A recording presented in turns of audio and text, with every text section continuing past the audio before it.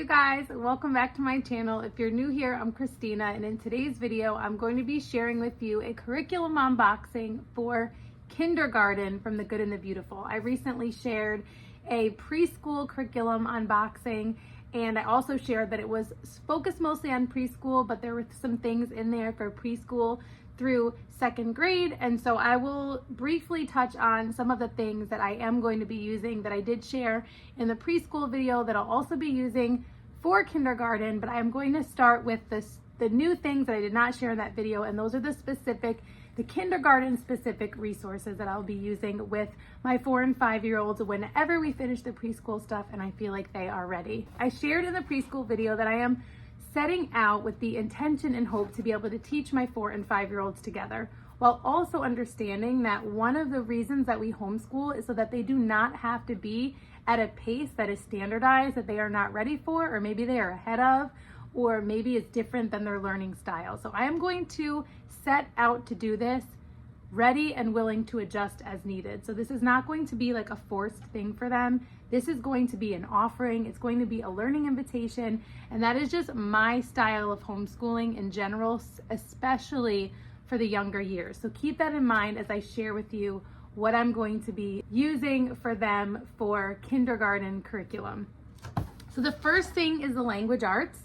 This is a beautiful course book that focuses on phonics, writing, reading, grammar and punctuation, spelling, literature, geography, and art. One major draw to me for The Good and the Beautiful is that it covers language arts in one curriculum instead of having a spelling curriculum, a reading curriculum, a literature curriculum, grammar curriculum, and all of those things. So I love that it focuses on all of these things together.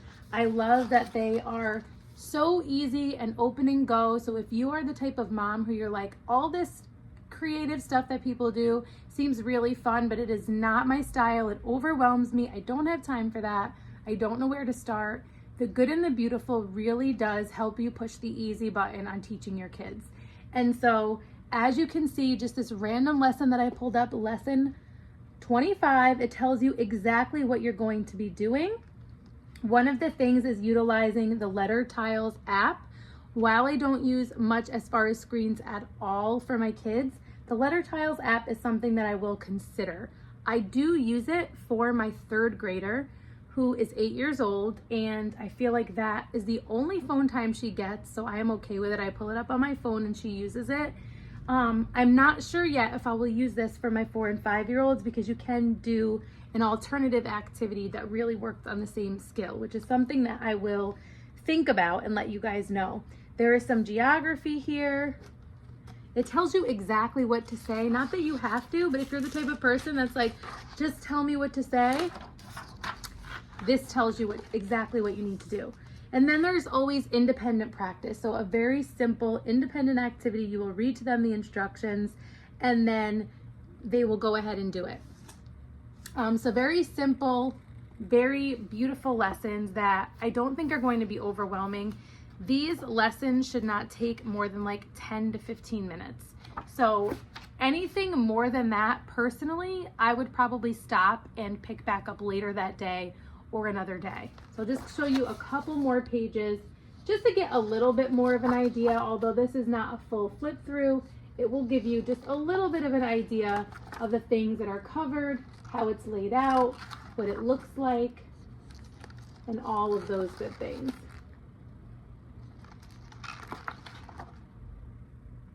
So also that goes along with the language arts, there are some other things that go along with it and some things that are recommended. So something that does go along with it are these reading booster cards, and you are prompted in the curriculum to do these each day, and that there's like a little bullseye target on certain days that tells you where they should be in this book in order to be ready for that lesson. And they do tell you in the instructions in the course book that if they have not mastered the reading booster cards up until the one that lesson says they need to be ready, to pause your lessons altogether and continue working in here or in any additional activities that might help with those same skills. So I'll just show you again what one of these might look like. So this is master before starting the course. So this one is something you're doing before the course completely. Consonants, blending 2 letters, And then these are ones that you're doing during the course. So kind of just being able to read a sentence from start to finish, one word at a time. Then we have like CVC words with the short E sound. So being able to read those. And then like looking at the end of it, just to give you an idea, they'll get all the way up to sight words. So those are the reading booster cards. Then there is the My First Nature Reader, which correlates with the course and the reading booster cards to cover those same skills or concepts. So there is a different little story for each of the concepts. So you'll see like cat, CVC words, dog, CVC words, the pig, the sun, the yak, the crab. So these are all different animal stories that are just simple and sweet and support them learning how to read and are specific to whatever skill they're working on in the curriculum and in their reading booster card. So it all really correlates well.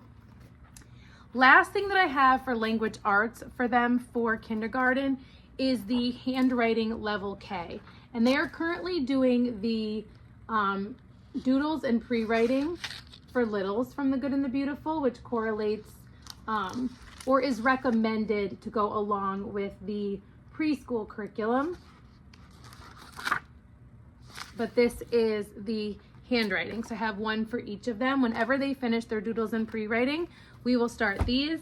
And then I also did get the math. So math was something, again, that I was really hesitant about getting because I don't want really to have like these formal academics and turn them off from learning. And I'm not trying to recreate school at home.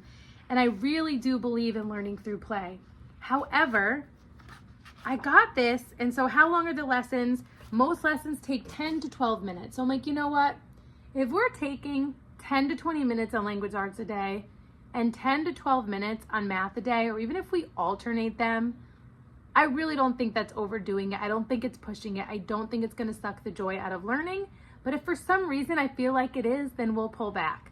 So I'm really excited about this because it does seem really fun. So like the activities are like story-based and beautiful and just visually appealing and simple.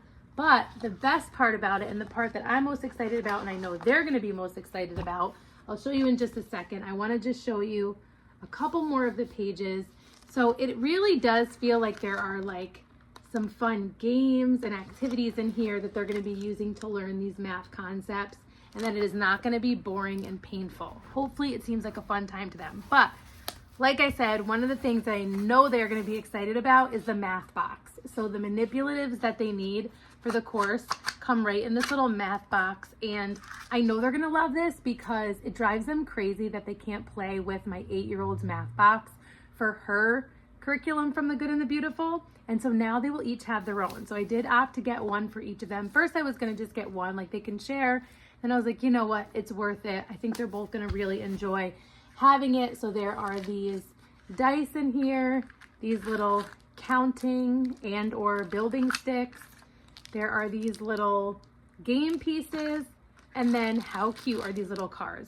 My kids are going to love this. So when I saw all of this, I was like, okay, I might have to just go ahead and try this, and if it doesn't work out, we will do something else. But I really have a good feeling about this curriculum. So to recap, we have the Simply Good and Beautiful Math K with their little math boxes.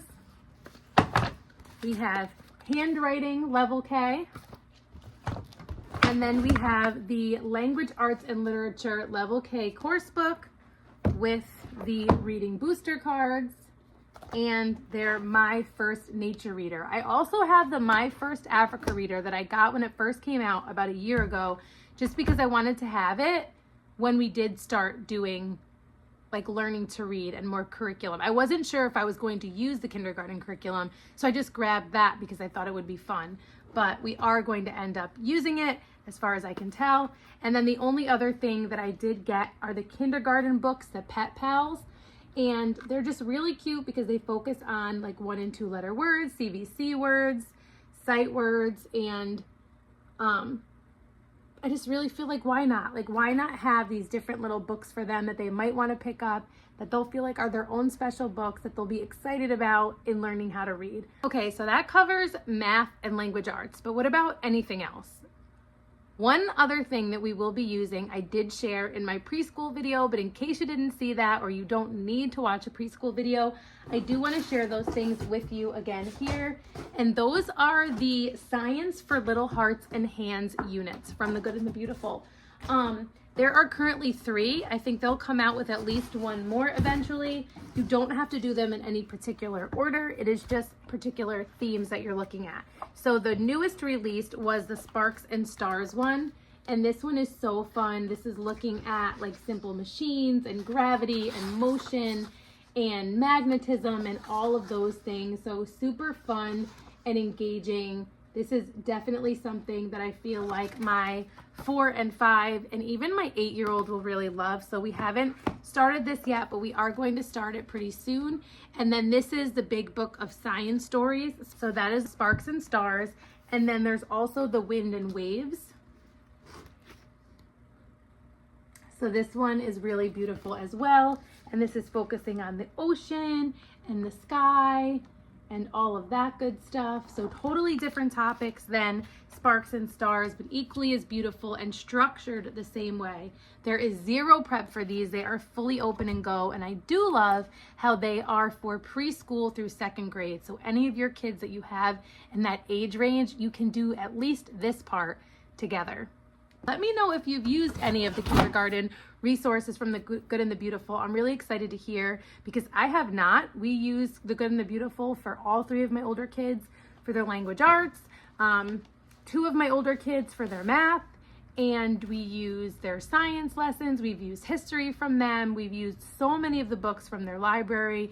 And so I'm interested to hear if you've used any of the curriculum resources and what you thought of them. If you liked this video, please give it a thumbs up. I've linked The Good and the Beautiful down below so that you can check out some of these resources to see if they might be a good fit. I do want to mention that a lot of The Good and the Beautiful's resources are available for free as a digital download. I prefer to get it in print because it is less prep for me, but if it is a really tight budget you're working with, then I would definitely look into the digital download for free. Or if you just want to try it out before you buy it and you just want to print out like the first few lessons or something like that and see if you feel like it's a good fit, I really think that's a great opportunity to kind of try before you buy. If you're not already following me over on Instagram, you can follow me there at rooted_homelife. I hope to see you soon in one of my next videos, and until next time, stay rooted.